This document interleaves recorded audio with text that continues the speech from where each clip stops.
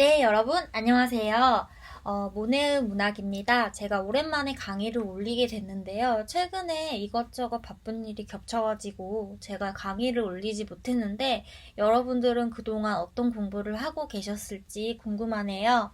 자, 그러면 오늘은 박제삼의 추억에서라는 시를 강의할 예정입니다. 자, 제가 박제삼의 추억에서의 시는 조금 더 특별한 것 같아요. 이 시는 제가 이제 중학교 학생들을 가르칠 때도 많이 가르쳤던 시이기도 한데, 역시나 수능 문학에서도 중요하게 다루어지고 있습니다. 그래서 우리가 중학교 때부터 쭉 배우는 이런 문학들이 결코 분절되어 있는 게 아니라 또 다시 반복된다는 점에서 여러분이 시가 꼭 어렵다고 생각을 하지 않으셨으면 좋겠어요.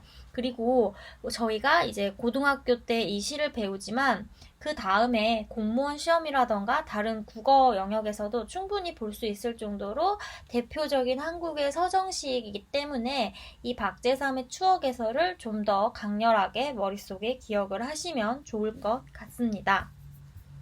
이제 화면을 보시면요. 자, 박제삼의 추억에서라는 이 표제를 보면 제가 이거를 삽입을 한 건데요. 진주 남강의 이제 불빛 축제입니다. 화려한 연등을 수놓은 사진들도 있는데 저는 조금 더 이 박제삼의 추억에서라는 시와 관련된 서정적인 이미지로 한번 골라봤어요. 지금은 이렇게 전등을 켜놓지만 예전에는 이런 전등이 없고 오직 깜깜한 밤에는 밤하늘의 별빛만 빛이 될 수 있었다는 점을 한번 기억을 해 주시면요. 이 시를 조금 더 이해하기 쉬우실 거예요. 자, 그러면 시의 제목을 한번 먼저 봐볼게요. 자, 박제삼의 시인이 추억에서라는 제목으로 시를 썼다. 여기까지는 충분히 이해할 수가 있죠. 자, 그렇다면요. 우리가 추억이라는 단어에 한번 집중을 해볼 수 있습니다. 문학에서는 추억이라고 하면요. 여러분이 성격에서 회고적이다라는 말을 한번 기억을 해두시면 좋아요. 자, 회고적이라는 건요. 지난 날을 돌이켜 계속 생각한다는 건데요. 우리가 당연히 추억을 생각하려면 회고적인 태도가 필요하겠죠. 자, 그래서 우리는 추억에서라는 제목 하나만 보고도 이 시적 화자가 지난날의 기억을 되새겨서 돌이켜서 우리에게 뭔가를 이야기를 하겠구나. 자, 그러면 자연스럽게 추억에 있다는 건 이 화자가 어떤 대상을 생각하고 있을 수도 있겠다. 이렇게 생각을 할 수가 있죠. 우리가 첫사랑의 추억, 어린 시절의 추억이라고 생각하면 나에 관련된 것도 있지만 인간관계는 상호적이기 때문에 나와 어떤 다른 대상이 상호작용하면서 추억이 만들어지잖아요. 그래서 문학에서 추억이라는 말을 들으면 회고적이다 이렇게 생각을 하고 어떤 시적 대상을 회상할 수 있겠다. 그건 나 자신이 시적 대상이 될 수도 있지만 또 다른 대상이 될 수 있다. 이렇게 생각을 하시면 됩니다. 이 추억이라는 소재는 굉장히 문학에서 많이 나오는 소재이기 때문에 여러분이 꼭 이 부분을 익숙하실 필요가 있습니다. 자, 그러면 그 다음으로 넘어가서요. 이 시의 중요한 키포인트 두 가지를 먼저 알려드리겠습니다. 이 시를 읽을 때는요, 화자가 처한 시적 상황과 그 상황에서 비롯되는 시적 정서를 파악하는 게 굉장히 중요합니다. 자, 시적 상황, 시적 정서 어디선가 굉장히 많이 들어본 말인 것 같은데, 막상 구체적으로는 떠오르지 않을 거예요. 그래서 선생님이 시적 상황에 대해서 먼저 설명을 하겠습니다. 시적 상황은요, 시적 화자나 시적 대상이 처해 있는 형편이나 처지, 분위기, 정황 등을 일컬어서 시적 상황이라고 합니다. 그러니까 구체적으로 얘기를 하면 시적 화자나 시적 대상이 어떤 상황에 처해 있는지를 파악하면 되거든요. 이러한 상황을 파악하는 가장 좋은 방법은 시간적, 공간적 배경을 바로 파악하는 겁니다. 꼭 이 방법이 늘 정답은 아니지만 보통은 시공간을 통해서 시는 은유적으로 우리에게 시적 상황을 전달하려 하기 때문에 여러분이 시공간적 배경에서 전해지는 정서를 또 그 상황을 이해하시는 게 중요합니다. 자, 그렇다면 시적 정서는 시적 상황에서 화자가 느끼는 생각이나 감정이나 느낌을 정서라고 하겠죠. 자, 그러면 여러분이 박제삼의 추억해설을 잘 읽어 오셨을 테니까 제가 지금부터 박제삼의 추억해설을 같이 해설을 해드리겠습니다. 진주장터 생어물 전에는 바닷밑이 깔리는 해 다진 어스름을 울 엄매의 장사 끝에 남은 고기 몇 마리에 빛바라는 눈깔들이 속절없이 은전만큼 손 안 닿는 한이던가 울엄매야 울엄매. 자, 여기까지가 1연과 2연입니다. 자, 1연을 먼저 파악해 봅시다. 진주장터 생어물전에는 이라고 이야기가 나오는데요. 방금 선생님이 얘기를 했어요. 이 시는 시적 상황을 파악하는 게 중요하다고 했죠. 자, 첫 번째 행에서 벌써 공간적 배경을 알려주네요. 자, 여기서 시적 대상이 처해 있는 공간적 배경은 구체적인 지명으로 진주라고 나와 있고요. 그 진주에서도 생어물전이에요. 자, 생어물전은 뭐냐면 해산물을 파는 시장이라고 생각하면 됩니다. 자, 바닷밑이 깔리는 해 다진 어스름을 이라고 시간적 배경도 같이 파악할 수 있죠.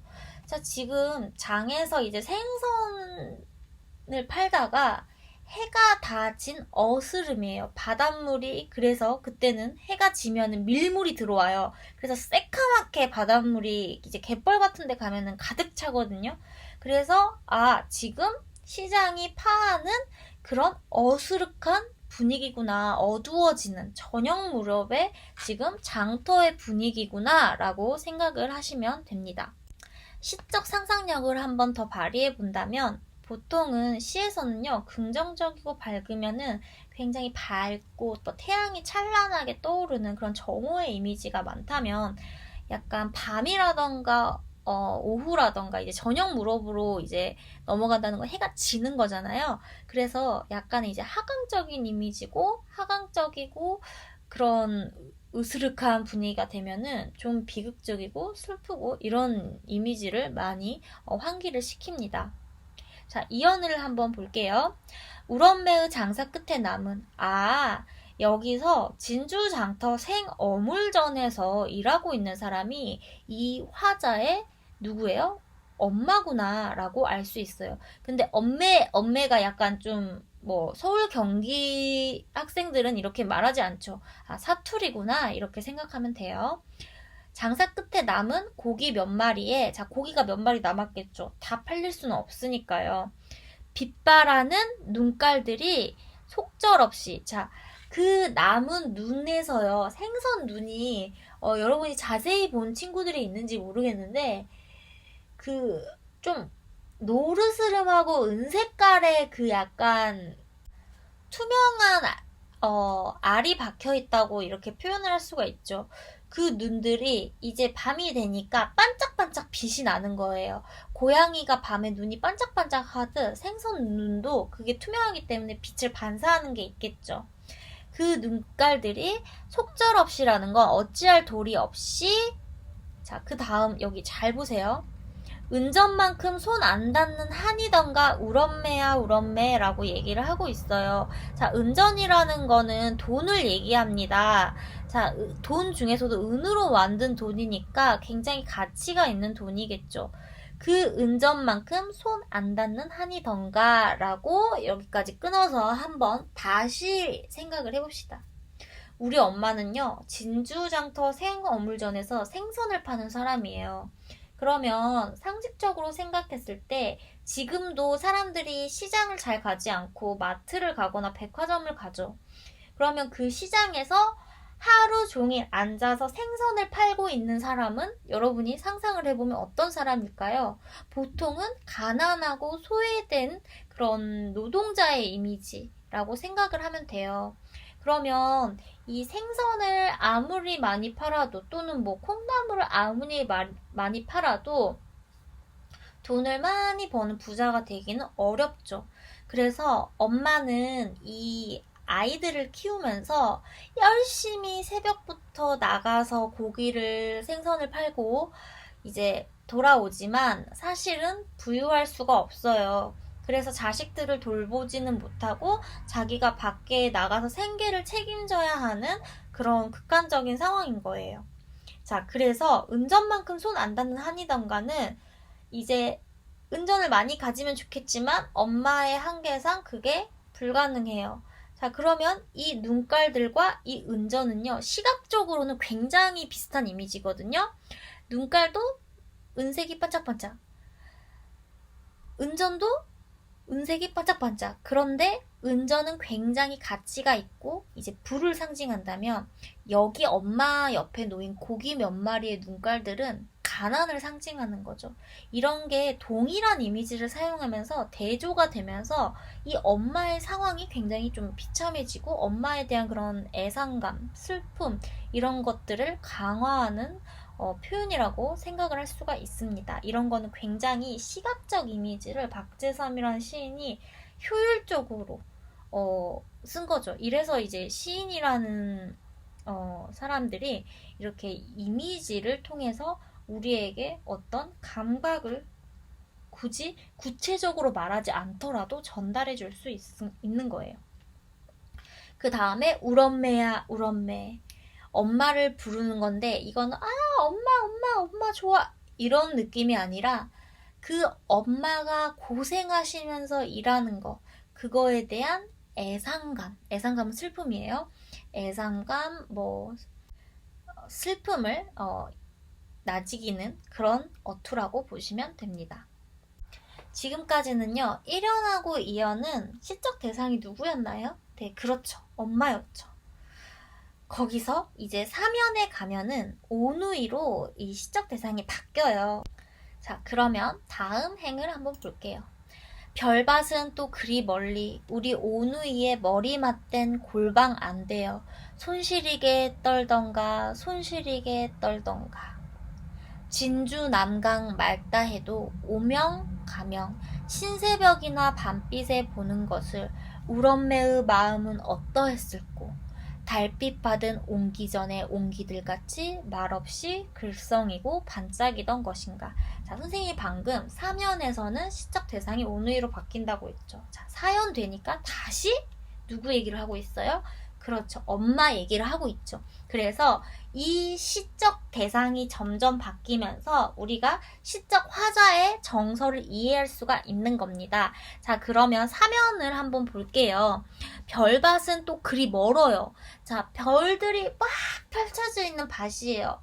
그때 이미지를 생각해 봤을 때 그거는 뭐 환상적이고 원더풀하고 아름답고 그럴 것 같죠. 근데 이 별빛이 우리에게 어디 있어요? 멀리 있어요. 그러면 별밭이라는 건 내가 지금 다가갈 수 없는 상황, 나와는 거리감이 굉장히 많은 거예요. 아까 엄마한테 은전이라는 대상이 거리감이 있는 대상이죠. 왜? 내가 닿을 수 없는 거니까 손 안 닿는 이라고 정서를 표현을 하잖아요. 그러면 여기서 별밭은 또 그리 멀리. 자, 그래서 시가 항상 어렵다고 생각하기보다는 사실은 시인이 이렇게 우리에게 정서를 전달하기 위해서 나름대로 노력을 많이 해요. 우리는 그거를 파악할 수 있어야 돼요.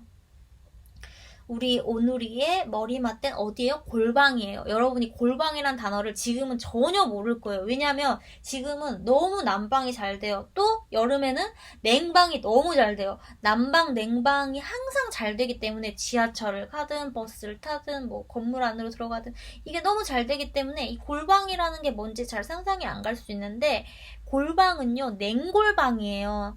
예전에는 보일러비가 뭐 기름으로 떼거나 아니면 나무 장작으로 태워야 되기 때문에 이 꼬마 오누이가 그런 걸 뭐 나무를 해와가지고 막 불을 지필 수도 없고 엄마 올 때까지 그냥 찬 바닥에서 계속 손시리게 떨면서 기다리고 있는 상황이에요. 그러니까 당연히 엄마가 가난하니까 이 남겨진 오누이도 가난한 상태로 새벽에 오는, 그 밤에 오는 엄마를 기다리고 있는 상황이죠. 이 오누이에서 이제 오빠 또는 남자 동생이 바로 누구겠어요? 화자인 거죠. 아, 그러면 이 화자가 어른이 되어서, 그 어른이 되어서 누구를 생각하고 있다? 그 옛날에 자신의 어머니와 자신과 그 누이와의 상황을 떠올리고 있구나. 그래서 시적 제목이 추억에서이구나 라고 생각하면 돼요. 뭐 손시리게 떨던가 이런 거는 이제 대꾸로 문장의 반복이 이루어지고 있는 거고요. 자, 그 다음에 손이 시린 거는 뭐 촉각적 이미지, 이렇게 표현상의 특징은 확인이 가능하죠. 자, 그러면 진주 남강 낡다 해도, 아까 그 사진에 보면 진주 남강이 지금도 맑아서 정말 많은 축제가 이루어지고 있습니다. 여러분도 나중에 자유롭게 여행할 수 있는 뭐 나이가 되거나 상황이 되면 진주 남강을 한번 여행을 해봐도 괜찮을 것 같아요. 근데 이 화자한테는 사실 진주 남강이 우리가 놀러가서 보는 그런 아름다운 곳이라기보다는 어머니가 힘들게 일하는 곳이기 때문에 진주 남강이 맑다고 하더라도 오명가명은요 사투리예요. 이렇게 사투리를 쓰면요 항상 소설이든 수필이든 시든 구체적이고 현실적이고 생동감이 넘치는 그런 효과를 주거든요. 게다가 또 진주라는 구체적인 지명이 나오잖아요. 오면서 가면서 신새벽이나 밤빛에 보는 것을. 그래서 우리 엄마는요 진주 남강이 뭐 낮에 또는 오후에 뭐 이렇게 기분 좋을 때 한가롭게 사람들이 보는 것처럼 보는 게 아니라 고기를 떼와서 새벽에 보고 또 밤에 보고, 그러니까 사실 새벽에 진주 남강과 밤에 진주 남강이 딱히 시각적으로 다르지 않잖아요. 둘 다 어두컴컴하고 어스룩하잖아요. 그러니까 엄마는 생계 때문에 진주 남강을 제대로 뭐 맑은지 어떤지 감상할 여유가 없다. 이런 거를 지금 표현을 하고 있는 거죠. 우엄매의 마음은 어떠했을꼬? 라고 물어보고 있어요. 자, 이렇게 꼬? 이거 의문형? 지금 물어보고 있는 건가요? 근데 묻고 있는 것 같지 않아요. 이런 거는 뭐예요? 서리적 표현이죠. 우엄매의 마음이 어떠했을까? 이런 거를 이제 슬픔의 정서를 이렇게 표현을 하고 있는 겁니다. 하지만 절대 슬프다고 대놓고 말하지 않죠. 이런 게 바로 감정을 절제하는 거예요. 시는 이렇게 감정을 절제해서 우리에게 시각적인 이미지로 주제의식을 형상화하는 장르라는 거 꼭 염두에 두세요. 달빛 받은 옹기 전에 옹기들같이 말없이 글썽이고 반짝이던 것인가. 이 마지막 문장을 여러분이 읽으면 이게 대체 무슨 소린가 라는 생각을 처음에는 당연히 할 수가 있어요. 자, 그러면은 한번 천천히 하나하나 생각을 해봅시다. 달이 떠가지고 빛이 촥 내리고 있어요. 그게 옹기가 뭐냐면요. 지금은 여러분이 잘 못 보겠지만 그 동화라던가 뭐 드라마라던가 이런 게 생각을 하면 시골집에 가면은 된장이랑 고추장이랑 간장을 그냥 보관하는 게 아니라 이렇게 만들어가지고 큰 장독대 그런 거에다가 이제 보관을 해요. 그러면은 밖에 보관을 해놓으면 그거를 뭐 땅에 묻거나 아니면 마당에 이렇게 세워놓는데요. 그 옹기가 있습니다. 그 장독대가요 되게 반딱반딱 하거든요. 되게 반질반질해요. 그래서 그 달빛 받은 옹기 전에 옹기들 같이라는 거는 그 달빛을 옹기들이 빛을 받으면 어때요? 아까 그 은전처럼 뭐예요? 빛을 반사하겠죠. 자, 그럼 옹기전들은 밤에 봐도 반짝반짝 한다는 거예요. 자, 말없이 글썽이고 반짝이던 것인가. 근데 이 옹기가 글썽이고 반짝인 걸로 누가 본 거예요? 화자는 그렇게 느낀 거죠. 밤에 달빛이 옹기에 비치니까 그게 마치 반짝반짝반짝 거리는 무엇과 같다? 엄마. 그 전에 엄마 얘기 나왔잖아요. 우리 엄마의 마음. 우리 엄마의 눈물과도 같겠다. 그러면 마지막 행은요, 뭘 비유해요? 이 옹기들은 곧 고생하시는 어머니의 한과 눈물, 그리고 자식들이 너무너무 걱정돼서 당장이라도 다 때려치고 달려가고 싶지만 그럴 수 있어요? 없어요? 없어요. 그래서 엄마는 새벽에 나와서 밤에 계속해서 일을 하면서 어렵게 오누이를 키운 거예요. 근데 이제 그 힘들었던 시절에는 우리 다 이렇게 자랐겠죠? 자, 그래서 여러분이 이 시의 시적 상황과 정서를 잘 생각을 하고요. 그래서 주제는요, 뭐 그런 가난한 삶, 고통스러운 삶, 한스러운 삶을 살다간 어머니에 대한 추억과 회상이다. 이렇게 여러분이 정리를 해놓으면 괜찮을 것 같습니다. 자, 은전, 별밭, 글썽이고 반짝이던 것, 이런 시어와 시구의 그런 의미를 여러분이 잘 기억을 해놓고요. 여러분이 또 이제 다음 시간에 또 다른 작품으로 저와 함께 문학을 공부했으면 좋겠습니다. 안녕! 구독과 좋아요 눌러주세요.